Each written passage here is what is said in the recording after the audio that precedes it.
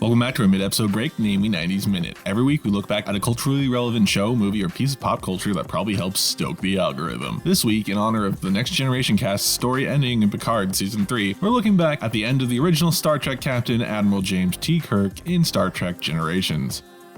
Star Trek Generations is a 1994 sci-fi film starring three different Enterprise captains, T.J. Hooker as Captain Kirk, Cameron Fry as Captain John B. Harriman, and Professor X as Captain Jean-Luc Picard. Listen, we've already done the TNG cast joke in Star Trek The Next Generation in a namely 90s Minute, so the only real new addition here is Alex DeLarge from A Clockwork Orange as the bad guy, plus Scotty and Chekhov from the original series. In the distant past, but still the future and the furthest point in the TOS movie timeline, Captain Kirk, Scotty, and Chekhov are guests aboard the maiden voyage of the USS Enterprise NCC 1701B when it gets a distress call from Whoopi Goldberg, who is being attacked by an energy ribbon. Of course, the Enterprise is the only ship that can get there in time, so it shows up. Kirk has to do some heroic engineering near the deflector dish and dies. Flash forward to the present future of the 24th century aboard the HMS Enterprise in the 1700s on the USS Enterprise NCC 1701D's holodeck, where Lieutenant Worf is being promoted to Lieutenant Commander. Captain Picard then learns his brother and nephew were killed in a fire to drive his story later. The Enterprise receives a distress call from a stellar observatory where Malcolm McDowell shoots a probe into the star, causing a supernova that destroys the station and seemingly Lieutenant Commander Geordi LaForge. But he actually got captured by the Duras sisters aboard their Klingon bird of prey, a carryover recurring villain from the TNG TV series. Whoopi Goldberg tells Picard that Malcolm McDowell is an Elorian like her and a part of the refugees that were rescued from the ribbon in the opening scene of the movie, and that he is obsessed with returning to it. And for plot reasons, Data determines that McDowell cannot just fly a ship into the ribbon to rejoin the Nexus. The Duras sisters trade Geordi for Picard, but Geordi's visor is acting as a camera for the sisters so they can figure out the Enterprise's shield frequencies and then attack them. Picard faces off against McDowell on the planet where he has another Sunkiller probe, and Picard fails to stop him, as Deanna Troi crashes the saucer section of the Enterprise D into the planet. As the Nexus ribbon envelops Picard and McDowell, and the star supernovas destroying the planets in the sector. Picard wakes up in the Nexus with a family, which is apparently everything he ever wanted but could never have. Guinan finds him in the Nexus and tells him to get a grip and find an ally to help him stop Malcolm McDowell. So Picard ends up in Captain Kirk's Nexus dream at William Shatner's horse ranch. Picard manages to recruit Kirk because Kirk realizes he's living Shatner's dream, not his own, and he really belongs in the thick of the adventure. So the two captains return to the planet before it explodes to stop Malcolm McDowell, but Kirk ends up getting crushed by a bridge and dies. His last words are, "Oh my."